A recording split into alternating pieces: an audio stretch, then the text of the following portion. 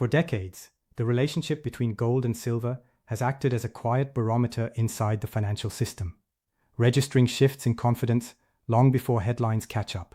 When that balance drifts too far in one direction, seasoned investors tend to stop looking at prices and start studying the ratio itself, because extreme readings have historically appeared near moments of strain, transition, or repricing that few participants initially recognize. At the institutional level, portfolio managers don't treat gold and silver as interchangeable metals, but as two ends of a tension line, each responding differently to liquidity, risk appetite, and monetary credibility. When that line stretches, it often reflects more than simple preference for one metal over the other, hinting instead at an imbalance in how markets are pricing uncertainty, and that imbalance rarely stays contained. Behind closed doors, the ratio is often discussed less as a trading signal and more as a warning indicator, a gauge of whether defensive positioning is crowding out cyclical optimism. Available data suggests that when silver falls far behind gold, it can indicate that investors are paying up for protection while hesitating to commit to growth-sensitive assets, a posture that tends to emerge before broader reassessments take hold. In quiet trading rooms, attention shifts from daily price moves to the structural forces underneath them, because the gold-silver ratio doesn't widen or compress in isolation. Market behavior implies that currency stability, real interest rates, and industrial demand expectations all feed into this single number, turning it into a condensed expression of several competing narratives that are now pulling harder against each other. Across longer cycles, extremes in this ratio have rarely lasted without consequence, even when the broader market appeared calm at the surface. Reports indicate that prolonged divergence has historically preceded either a sharp catch-up in silver, a retreat in gold, or a period of volatility that resets both, and the difficulty lies in knowing which path is quietly forming beneath current prices. Within that uncertainty, some veteran investors have begun to speak less about opportunity and more about signal, treating the present configuration as something that demands interpretation rather than immediate action. When a high-profile voice frames the ratio itself as a major warning, it raises the possibility that the message isn't about metals alone, but about what they're collectively saying about confidence in the system that prices everything else. Whether that message points to repricing, rotation, or a deeper shift in how risk is being measured remains unresolved, and the ratio continues to hover at levels that keep experienced observers cautious rather than comfortable. If this divergence is a symptom rather than the event itself, then the real question isn't where gold or silver goes next, but what forces are building quietly enough to keep the gap from closing.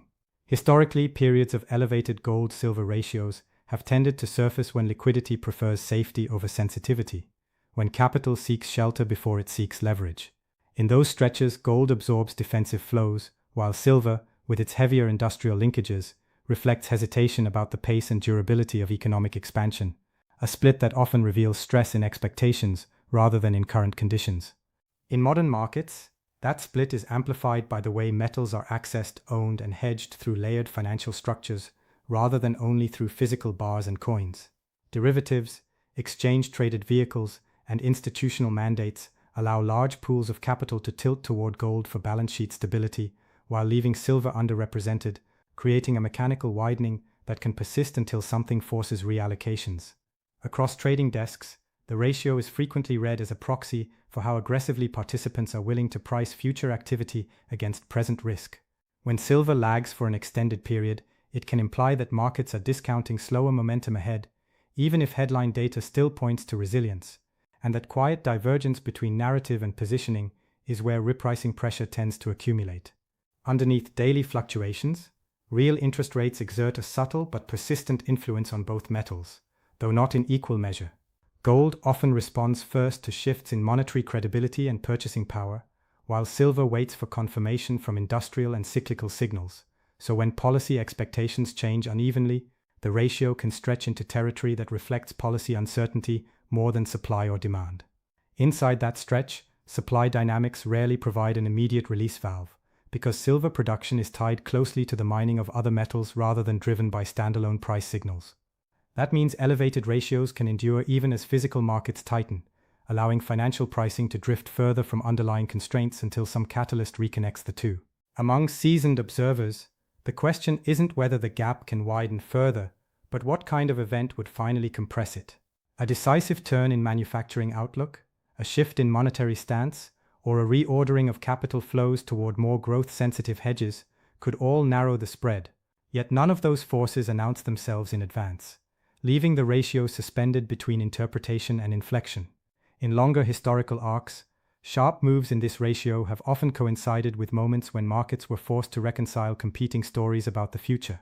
One story tends to favor caution, currency protection, and balance sheet strength, while the other anticipates expansion, credit creation, and rising physical demand, and when those stories diverge too widely, the ratio becomes a quiet record of that disagreement. In practical terms, gold behaves like an asset that questions the durability of the financial framework itself, while silver behaves like an asset that questions the durability of economic activity within that framework. When the gap between them widens, it suggests that protection against systemic risk is being valued more highly than participation in industrial momentum, a stance that can persist until confidence shifts in a measurable way. Across previous cycles, compression of an elevated ratio has rarely been gentle. It has tended to occur when one of the underlying assumptions breaks, either through a sudden revival in growth-sensitive demand that lifts silver rapidly, or through a recalibration of risk that reduces the premium placed on gold, and markets seldom agree on which path will emerge until after the move is already underway. Within current conditions, the tension is complicated by uneven global recovery patterns and fragmented policy responses. Some regions exhibit steady demand for safe reserves, while others show tentative signs of renewed industrial appetite, and that geographical split feeds directly into the metals complex, allowing the ratio to hold high even as isolated pockets of silver demand begin to stir. At the portfolio level, institutional constraints can reinforce this imbalance longer than fundamentals alone might justify.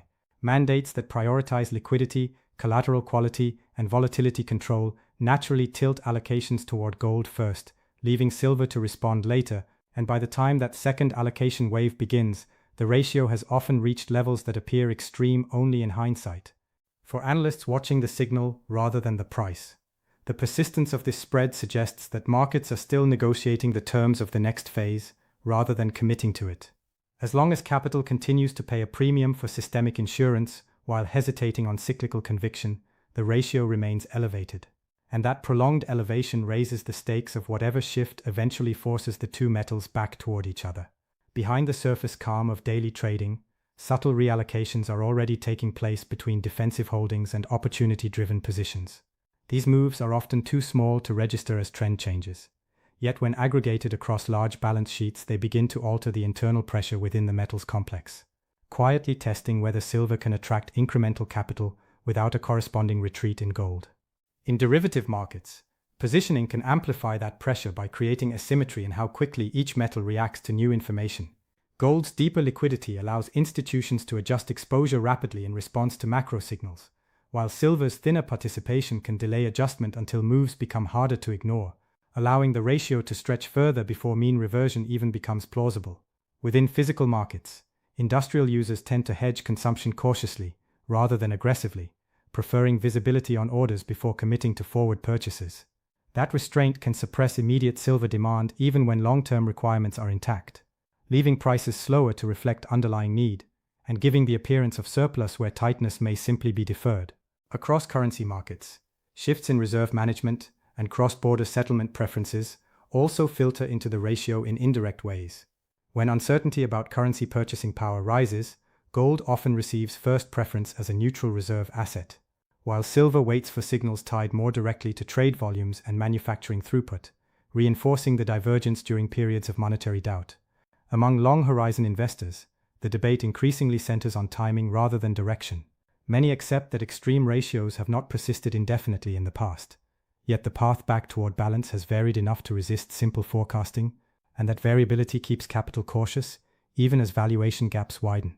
As these layered forces interact, the ratio becomes less a snapshot and more a tension gauge, registering how far defensive conviction has outpaced cyclical commitment.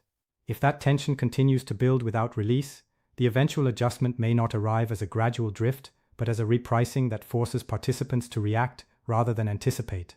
At moments like this, attention shifts from absolute prices to relative behavior, because ratios tend to change character before trends become obvious. When gold rises and silver stalls, or when gold holds steady while silver softens, The divergence signals that markets are prioritizing resilience over acceleration, a preference that can endure quietly until a new source of demand alters the hierarchy. In policy circles, uncertainty over the durability of disinflation and the path of real borrowing costs adds another layer to that hierarchy. If monetary authorities maintain restrictive settings to protect currency stability, gold's appeal as balance sheet insurance remains supported, while silver waits for clearer evidence that tighter conditions won't restrain industrial activity more than expected. Across manufacturing supply chains, investment decisions are being made with shorter visibility than in prior cycles, limiting the scale of forward commitments. That caution dampens the immediate translation of technological and infrastructure trends into silver consumption, allowing structural demand narratives to exist without fully expressing themselves in current pricing. Within investment funds, rebalancing rules can unintentionally reinforce the spread by trimming volatility rather than pursuing convergence. When silver begins to move faster than gold, risk controls often require partial reductions that slow momentum, whereas steady advances in gold are more easily retained, creating a bias that keeps the ratio elevated longer than simple valuation models would suggest. Over time, such mechanical effects accumulate alongside genuine macro signals, making it difficult to separate positioning from fundamentals.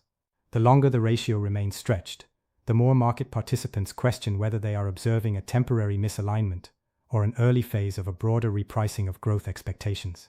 If the present configuration reflects lingering doubt about the strength and breadth of the next expansion, then any credible shift in that outlook could force a rapid reassessment of relative value. Until that catalyst emerges, the ratio continues to sit at levels that imply hesitation is still winning the internal debate between protection and participation.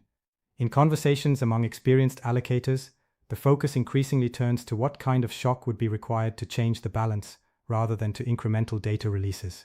Routine economic reports can nudge sentiment, but a sustained compression in the ratio usually follows a development that challenges prevailing assumptions about liquidity, growth, or monetary credibility all at once.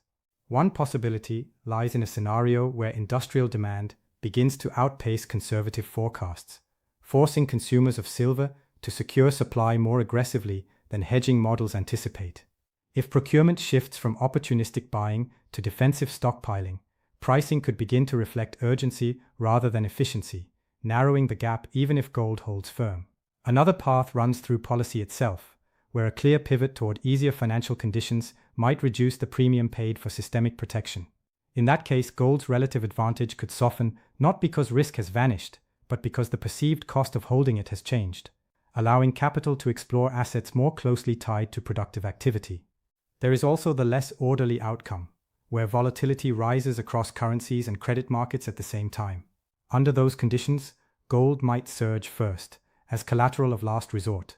But if the disturbance spills into supply chains or infrastructure spending, silver could follow abruptly, compressing the ratio through simultaneous strength rather than substitution. Each of these scenarios carries different implications for timing, because the ratio doesn't need agreement to move, only a shift large enough to force repositioning. Once that threshold is crossed, adjustments that had been delayed by mandates, hedges, and caution can unwind quickly, turning a long period of divergence into a short period of convergence.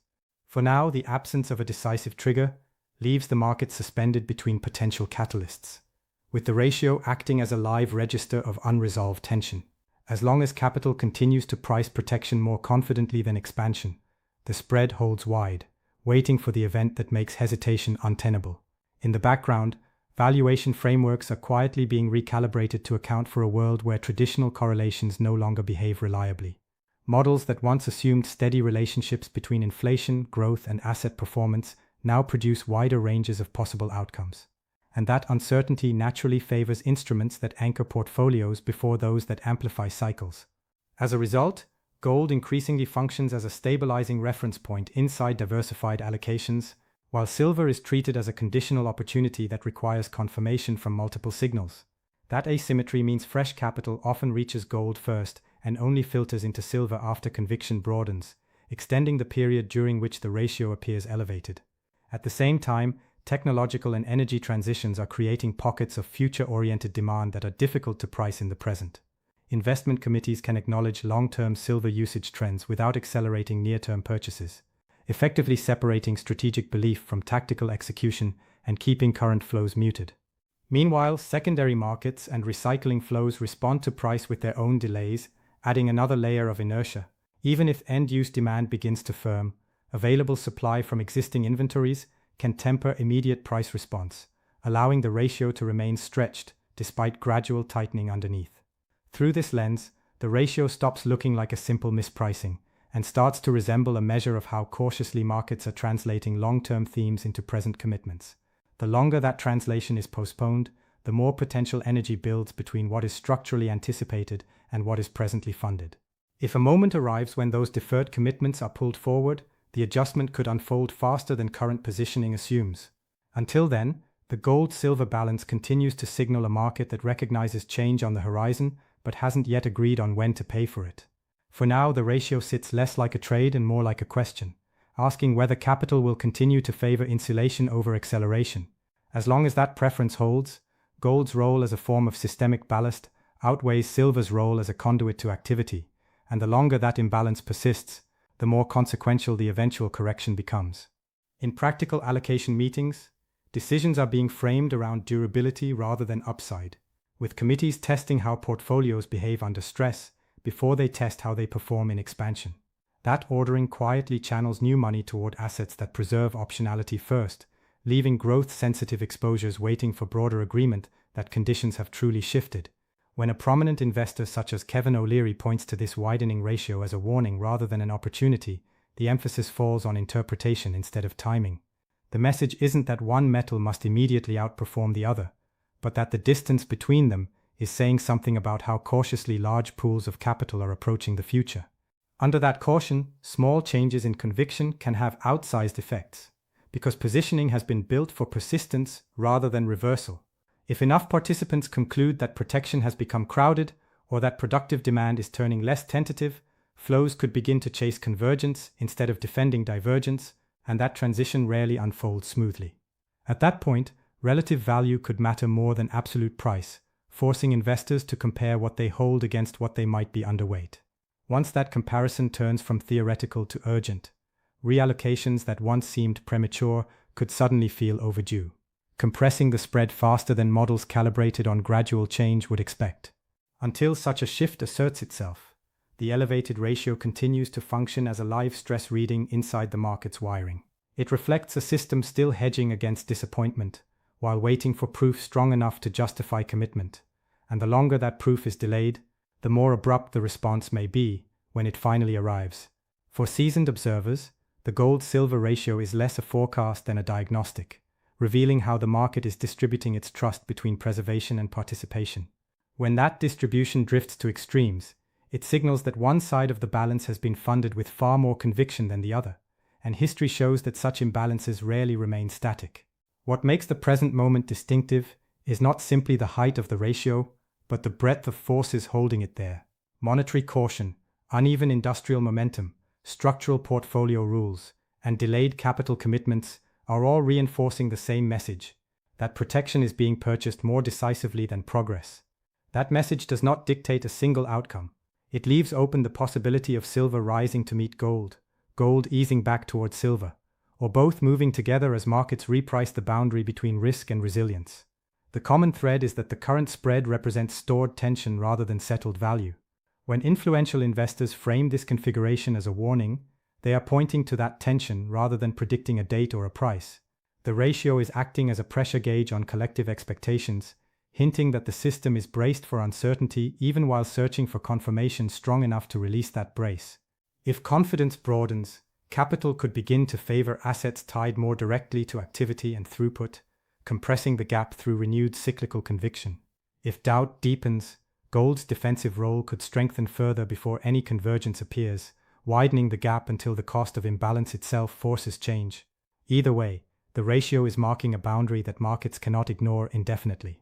It stands as a reminder that relative value often speaks first when the next phase is forming, and that the warning lies not in which metal moves next, but in how abruptly the distance between them can close once the debate between safety and growth is finally resolved.